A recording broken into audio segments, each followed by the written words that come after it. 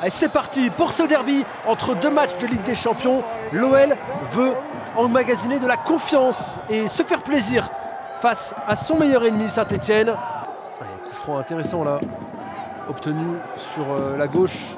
Et c'est frappé rapidement, c'est sur une tête lyonnaise et le ballon qui traîne, c'est finalement Eugénie Le Sommer qui va ouvrir le score. Il y a eu un super arrêt avant cela de la part de Marine Gignoux, mais la meilleure buteuse de l'histoire de l'OL prend ses responsabilités et met le ballon au fond des filets.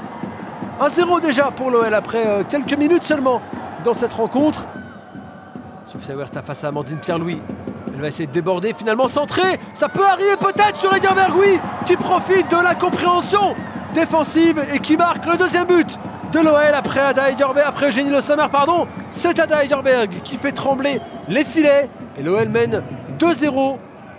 Imagerie bien chassée là par deux joueuses. Allez, ce ballon qui va arriver sur Amel Majri. Là, ça peut être intéressant. Sarah Dabritz trouvée dans la surface. Le troisième but lyonnais. Il est l'œuvre de Sarah Dabritz, idéalement servi par Amel Majri. L'OL qui a réussi à accélérer, trouver un décalage. Et résultat, ça fait 3-0. Le coup de sifflet de l'arbitre, c'est parti pour Amel Majri. C'est touché par Vanessa Gilles. Et ça termine au fond des filets. Elles ont pris leur temps, les Lyonnaises, pour frapper ce coup franc. Elles ont pris leur temps de s'appliquer. Et derrière, c'est un ballon parfaitement déposé par Amel Majri sur la tête de Vanessa Gilles. Et on a l'habitude de vous le dire, Vanessa Gilles, elle fait partie de ce qui se fait de mieux sur le plan des duels aériens, que ce soit offensivement ou défensivement.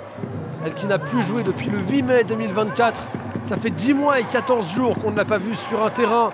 Inès Benyaya, à l'époque, elle portait le maillot du Havre, maillot sous lequel elle a été élue meilleure jeune joueuse de Première Ligue la saison dernière. Malheureusement, elle a subi une commotion cérébrale en pré-saison, en préparation de cette saison. Et elle a mis beaucoup de temps à en revenir.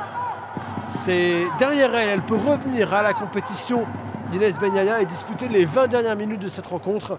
C'est une joueuse de grande qualité. Et elle s'empressera de vous le montrer relativement vite. Vicky Béchot, justement. Vicky Béchot qui peut décaler justement Benyaya. La passe décisive peut-être pour Melchide Dumornay, oui. Inès Benyaya qui sur son premier ballon offre une passe décisive à la meilleure buteuse de l'OL cette saison. C'est Melchide Dumornay. Elle aussi, c'est son premier ballon. Elle rentre en jeu, elle reçoit une passe et but directement. C'est Melchide Dumornay. Ne posez pas de questions, c'est comme ça que ça se passe avec elle. Et l'OL qui accroît son avance. Et sur ce, on s'arrête là. L'OL remporte ce derby 5-0. Pas de blessés, des joueuses qui se sont amusées, qui ont marqué. Et surtout, le retour d'Inès Benyaya. Voilà les principaux enseignements à retenir de ce derby.